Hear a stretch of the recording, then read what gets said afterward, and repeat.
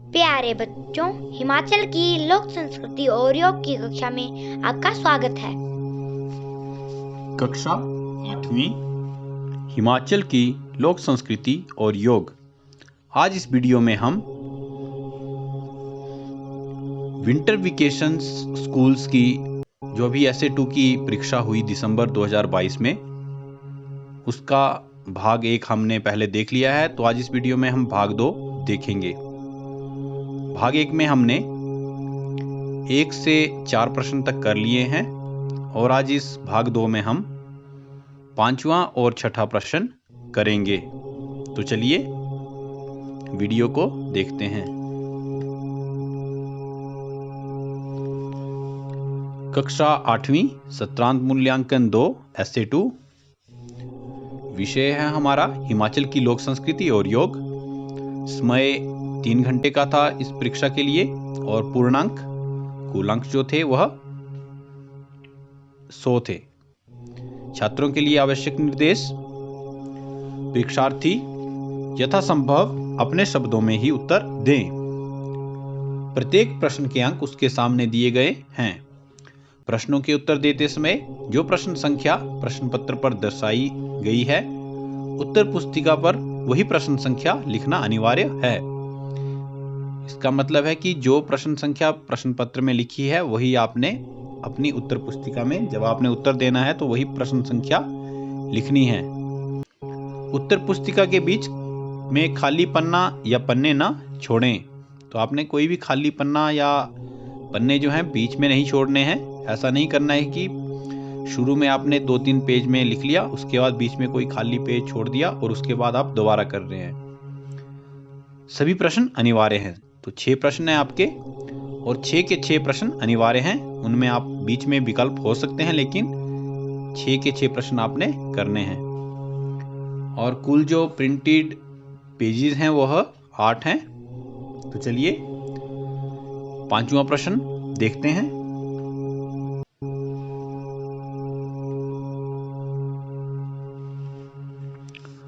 प्रश्न 4 तक हमने वीडियो जो पहले बनी थी भाग 1 उसमें देख लिए हैं। 5वां प्रश्न है हमारा, निम्नलिखित प्रश्नों के उत्तर दीजिए। 5 प्रश्न यहाँ पे हमें करने हैं और प्रत्येक प्रश्न के 3 अंक हैं। तो कुल जो अंक हैं प्रश्न 5 के वह 15 हैं। तो इस तरह से हमारा जो 5वां प्रश्न है वह 15 अंक का हुआ। तो 5वें प्रश्न का जो पहला प्रश्न है वह है, व्यान वायु का स्थान तथा कार्य लिखिए। व्यान वायु मानव के पूरे शरीर में व्याप्त है।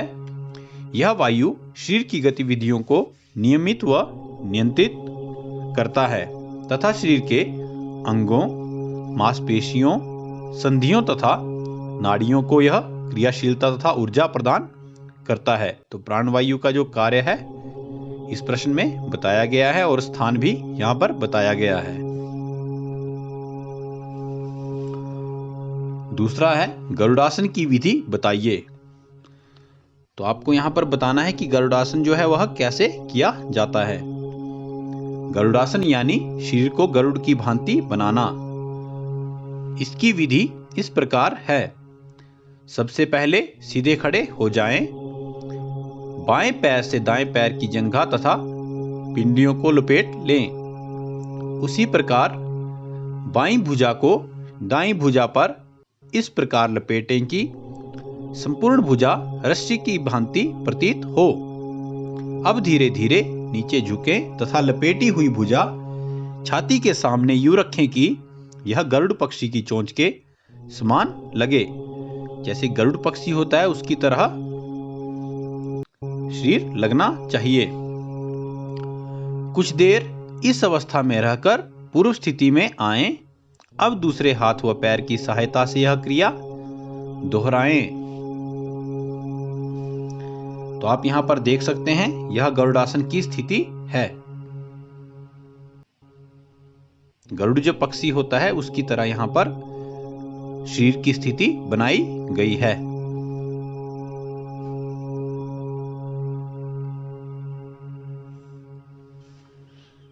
प्रश्न 3 है, आग से बचाव के लिए हम घर और स्कूल में क्या क्या सावधानियां बरतेंगे? अगर घर में या स्कूल में हमें आग से बचाव करना है तो उसके लिए हमें क्या क्या सावधानियां बरतनी चाहिए? आग से बचाव के लिए हम घर या स्कूल में गुणवत्ता वाले विद्युत उपकरणों का ही प्रयोग करें। बिजली के उपकरणों का प्रयोग करने के बाद प्लग हटाकर रखें। जब हम बिजली का प्रयोग करते हैं तो हमें क्या करना है कि उसके जब हम प्रयोग कर बैठते हैं तो प्लग हटा देना है। घर व स्कूल के पास सूखे पत्ते न रहने दें और पशुओं का घास भी घर से दूर रखें।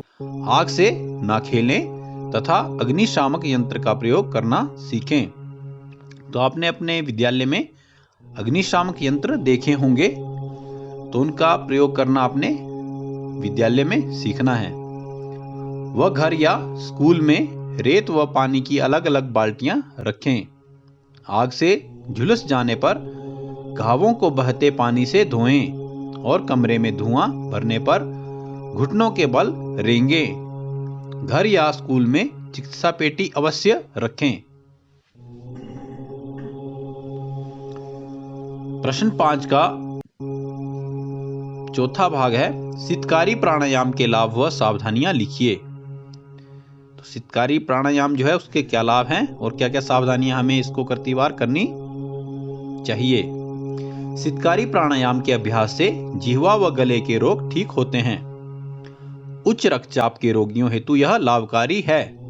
उच्च रक्तचाप हो गया, यहां पर उच्च रक्तचाप होता है हाई ब्लड प्रेशर। जिनको हाई ब्लड प्रेशर है ऐसे रोगियों को यह लाभकारी है। पित्त प्रकृति वाले लोगों के लिए यह लाभकारी है। गर्मियों के मौसम में इसका अभ्यास लाभदायक है। शीतकारी प्राणायाम ठंडे स्थानों अथवा सर्दियों में नहीं करना चाहिए।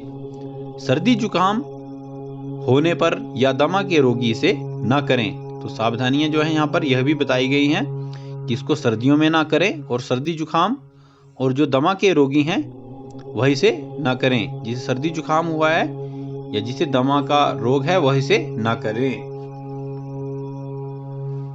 तो यह शीतकारी प्राणायाम है। आप देख सकते हैं शीतकारी प्राणायाम कैसे किया जाता है, यहाँ पर दिखाया गया है।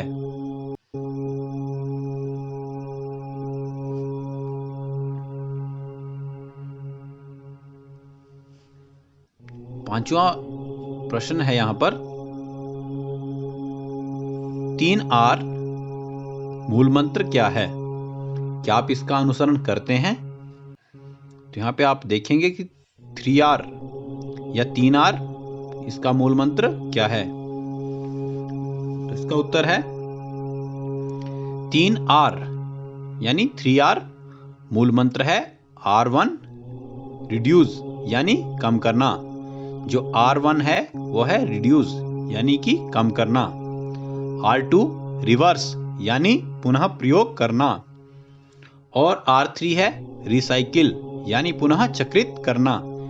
इस तरह से 3R हो गया, R1 हुआ रिड्यूस, R2 हुआ रिवर्स और R3 हो गया रिसाइकिल। हम इसका अनुसरण करते हैं।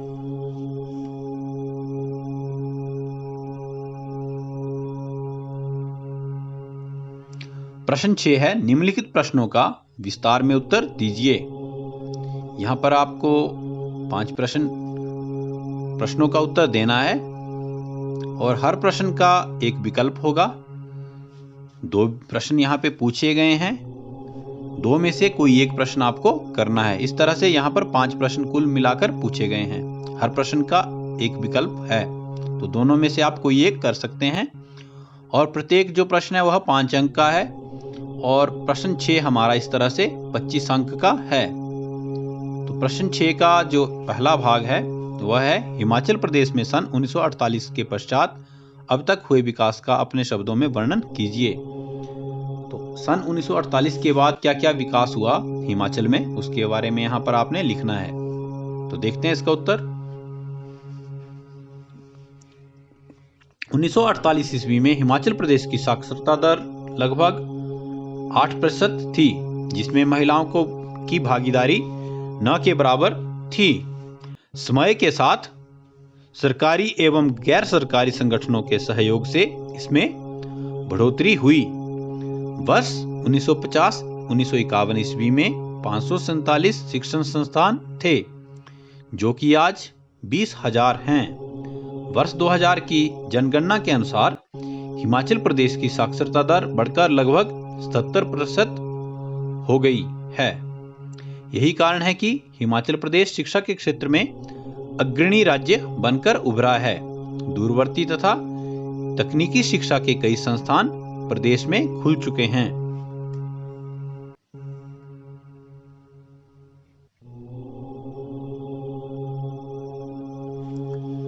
व्यस्क एवं सतत शिक्षा के लिए प्रदेश विश्वविद्यालय में अलग विभाग बनाया गया है। राष्ट्रीय प्रौढ़ शिक्षा अभियान, साक्षरता अभियान, जिला प्राथमिक शिक्षा कार्यक्रम, ज्ञान विज्ञान समिति का जन जागरण अभियान एवं सर्व शिक्षा अभियान आदि कार्यक्रमों ने हिमाचल प्रदेश में शिक्षा के क्षेत्र में क्रांतिकारी परिवर्तन लाए हैं। तो हमारा यह प्रश्न 1 था। तो प्रश्न 1 में जो दूसरा विकल्प है वह है जल ही जीवन है के संदर्भ में जल संसाधनों की महत्ता और हिमाचल प्रदेश में इसकी स्थिति पर टिप्पणी लिखिए। तो उत्तर है इसका जल के बारे में आपने यहां पर लिखना था। तो जल न केवल जीवन है अपितु यह हमारी संस्कृति का अभिन्न अंग है। जल वनों, वन्य प्राणियों, मानव जीवन तथा समूचे जीवन तंत्र हेतु आवश्यक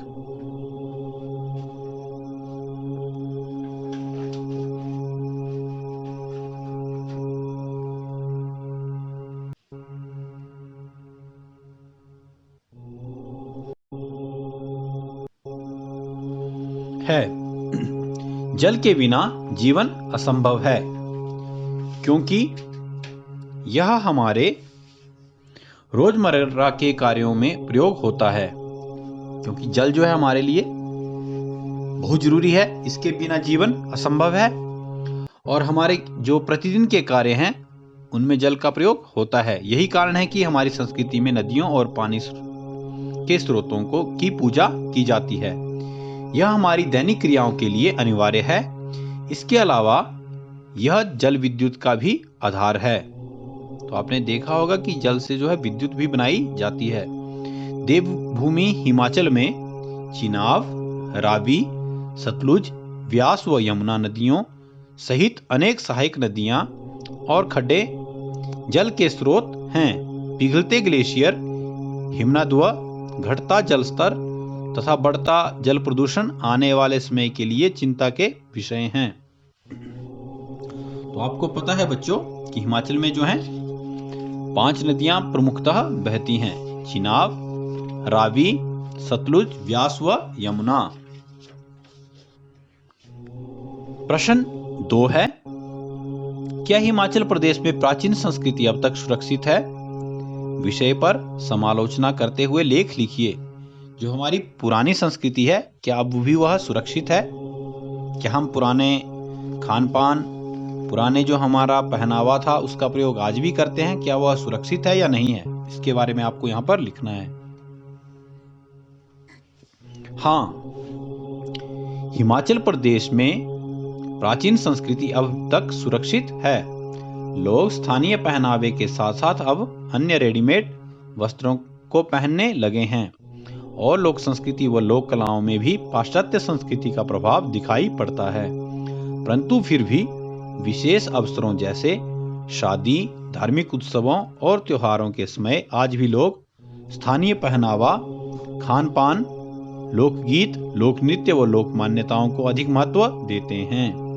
तो आपने भी देखा होगा कि जब यहाँ पर हमारे यहाँ शादियाँ होती हैं या कोई धार्मिक उत्सव होता है तो उस समय जो है लोग स्थानीय पहनावा पहनते हैं। जो हमारे यहाँ का पहनावा है उसको पहनते हैं और वही खान पान, लोकगीत, लोक नृत्य आदि जो हैं इनका प्रयोग किया जाता है।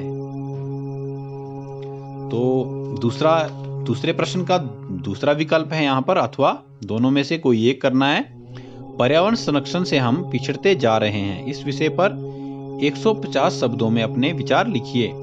पर्यावरण को बचाने में हम पिछड़ रहे हैं, इस विषय पर हमें अपने विचार लिखने हैं। पर्यावरण संरक्षण में हम पिछड़ते जा रहे हैं, पिछड़ रहे हैं, क्योंकि हम पर्यावरण संरक्षण के लिए अभी भी गंभीर नहीं हुए हैं। कारखानों से निकलने वाला धुआं, गैसें और दूषित पानी, वाहनों से निकलने वाला धुआं आदि हमारे वातावरण तथा धरती को गंदा और जहरीला बना रहा है। लगातार पेड़ का कटान जंगलों और प्राणवायु को कम कर रहा है, जिससे ग्लोबल वार्मिंग की समस्या से ऋतु चक्र भी बिगड़ गया है। प्राकृतिक संसाधनों का हम अधिक दोहन कर रहे हैं, लेकिन इसके संरक्षण के लिए उपाय कम ही हो रहे हैं। यही कारण है कि सुनामी, भूकंप, बाढ़, सूखा, भूस्खलन, कहीं अधिक वर्षा, कहीं कम वर्षा के कारण जनजीवन अस्त व्यस्त हो रहा है और फसलें नष्ट हो रही हैं। हर वर्ष लाखों लोग बेघर होते हैं और करोड़ों मरते हैं। इन सभी आपदाओं से बचने के लिए हमें अपने पर्यावरण संरक्षण के लिए उपाय खोजने होंगे और इस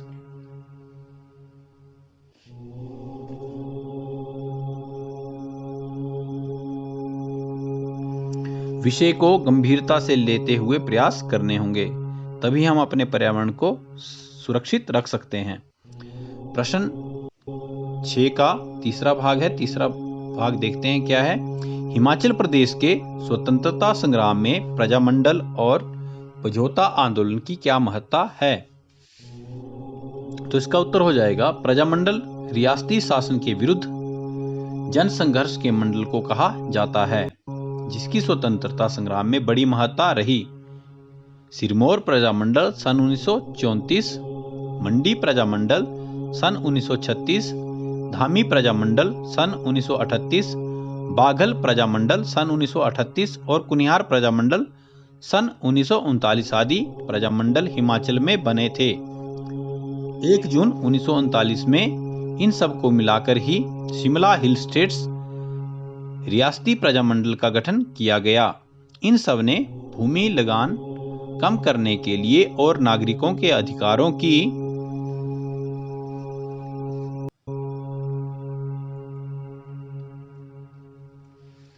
स्वतंत्रता बहाल करने के लिए बहुत प्रयत्न किया।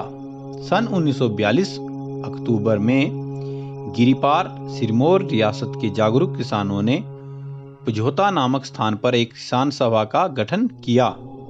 इस सभा ने आलू के व्यापार सहित रीत टैक्स आदि से जुड़े कानून का विरोध किया और ग्राम सभा निर्माण का प्रस्ताव भी रखा। मांगे न माने जाने पर इन्होंने भी आंदोलन किए। आंदोलनकारी समझौता क्षेत्र में सरकारी अधिकारियों को घेर लेते थे, वह काम नहीं करने देते थे। तो यह था हमारा प्रश्न 3। हिमाचल प्रदेश के स्वतंत्रता संग्राम में प्रजामंडल और समझौता आंदोलन की क्या महत्ता है? तो ये करना था हमें, अथवा शीतली प्राणायाम की विधि व सावधानियां बताइए। इन दोनों में से कोई एक करना था। तो अब शीतली प्राणायाम की विधि व सावधानियां भी यहां पर देखते हैं। शीतली प्राणायाम की विधि इस तरह है। पद्मासन में बैठकर दोनों हाथों को ज्ञान मुद्रा में रखें। दोनों हाथों को आपने ज्ञान मुद्रा में रखना है। अब जीवा को गोल करते हुए मुख से बाहर निकालकर सांस अंदर की ओर खींचें। अब जीवा अंदर करते हुए आंखें बंद करें। यथाशक्ति इस स्थिति में रुकें तथा अब दोनों नासिकाओं से धीरे धीरे श्वास बाहर निकालें। 4 या 5 बार इसका अभ्यास करें। जो सावधानियां शीतकारी प्राणायाम करने में जरूरी हैं, वे ही इसमें भी जरूरी हैं। शीतली प्राणायाम भी ठंडे स्थानों अथवा सर्दियों में नहीं करना चाहिए। सर्दी जुकाम होने पर या दमा के रोगी भी इसे न करें। तो शीतली जो प्राणायाम है वह भी जो दमा के रोगी हैं या सर्दी जुकाम हुआ है उन्हें नहीं करना है। जैसे शीतकारी प्राणायाम के लिए सावधानियां थी वही यहां पर भी हैं। तो यहां पर आप देख सकते हैं यह शीतली प्राणायाम की स्थिति है।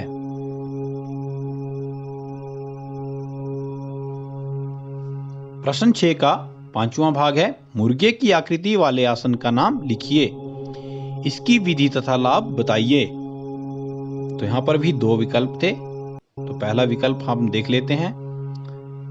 मुर्गे की आकृति वाले आसन का नाम कुक्कुटासन है। तो आपको पहले भी बताया कि कुक्कुट होता है मुर्गा, तो मुर्गे की आकृति वाला जो आसन है उसका नाम कुक्कुटासन है। सबसे पहले तो यह कैसे किया जाता है इसकी विधि देखते हैं।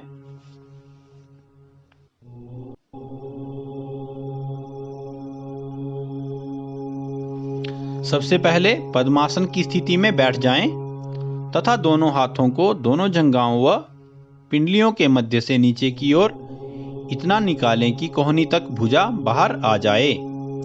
अब दोनों हाथों को भूमि पर इस प्रकार टिकाएं कि उंगलियों के बीच लगभग 4 उंगल का अंतर रहे।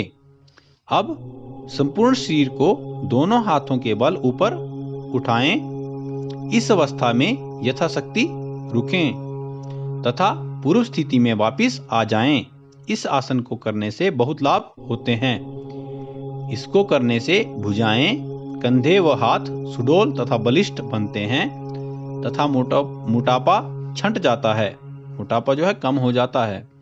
यह शस्त्र चलाने वालों के लिए बड़ा लाभकारी आसन है। तो यह हमारा कुक्कुटासन था। इसको करने की विधि और इसके लाभ यहाँ पर हमने पढ़े। और यहाँ पर जो विकल्प था उसको देखते हैं। अथवा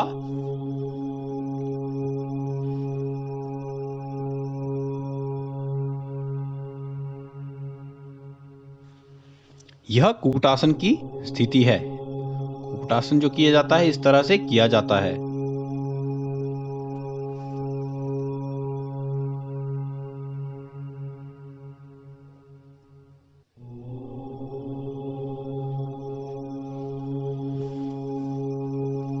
कुक्कुटासन था। और अब देखते हैं आगे इसका विकल्प।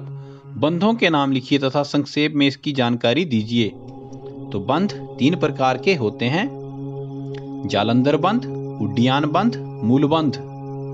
जालंधर बंध प्राणायाम में श्वास भरने के बाद लगाया जाता है। इससे गले के रोगों का निवारण होता है व कंठ सशक्त बनता है। उड्डयन बंध पेट की चर्बी घटाने व मधुमेह, अजीर्ण अथवा कब्ज आदि रोग दूर करने और एकाग्रता व स्मरण शक्ति बढ़ाने हेतु लाभदायक है। मूलबंध को करने से आंतों की बीमारी व बवासीर तथा मूत्र संबंधी रोग दूर होते हैं।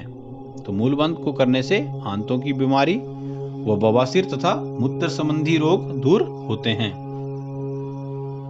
प्रश्न 6 का अंतिम प्रश्न है, स्वतंत्रता संग्राम में पहाड़ी गांधी बाबा कांशीराम ने क्या योगदान दिया? तो बाबा कांशीराम का क्या योगदान रहा था स्वतंत्रता संग्राम में, उसके बारे में यहां पर हम देखेंगे। बाबा कांशीराम गांधीवादी नेता थे जो अपनी जोशीली लेखनी के हथियार से लड़ते थे। उन्होंने प्रण लिया था कि देश के आजाद होने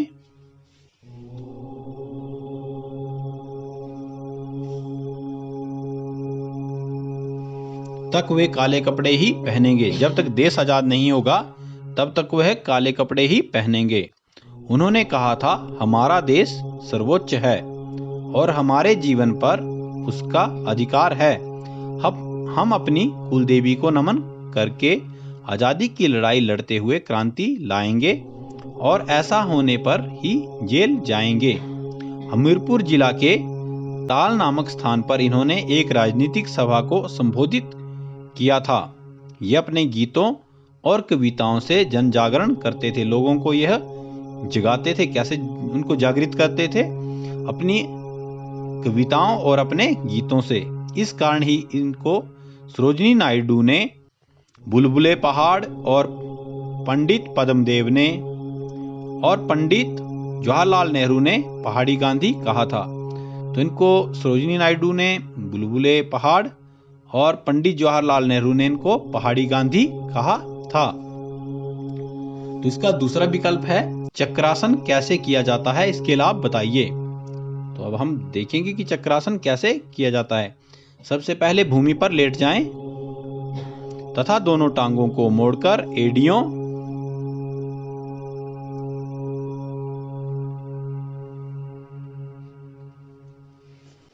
सबसे पहले आपने भूमि पर लेट जाना है। दोनों पांव की एड़ियों को नितंबों के समीप ले जाएं। अब अपने दोनों पैरों के मध्य थोड़ा फासला बनाएं तथा दोनों भुजाओं को पीछे की ओर ले जाएं। पीछे की तरफ आपने भुजाओं को ले जाना है। कोहनियों तथा कलाइयों को मोड़ते हुए हथेलियों तथा पंजों को भूमि पर लगाएं। अब अपने दोनों हाथों व पैरों के पंजों पर शरीर का भार केंद्रित करें। धीरे धीरे बिना झटका दिए सारा शरीर चक्राकार अवस्था में ऊपर की ओर उठाएं कि नाभि व पेट का भाग आसमान की तरफ नजर आए। अब सिर के पीछे गर्दन छोड़ दें व फिर शवासन में आ जाएं। इसको करने से कई लाभ होते हैं। अब हम देखेंगे कि इसको करने से क्या क्या लाभ होता है। चक्रासन के नित्य अभ्यास से पंजे, पिंडली, घुटने, कमर, पीठ व हथेली आदि अंग बलिष्ठ होते हैं। इनमें बल आता है। ये जो अंग बताए इनमें बल आता है, बलवान होते हैं।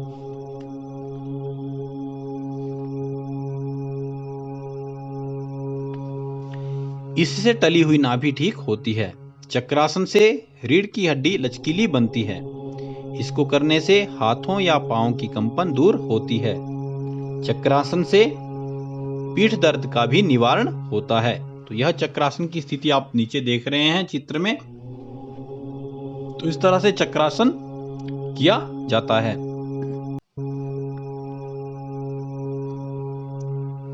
तो यह था हमारा जो भी विंटर वेकेशन स्कूल्स में जो हिमाचल की लोक संस्कृति और योग का एसे 2 का 8वीं कक्षा का पेपर हुआ,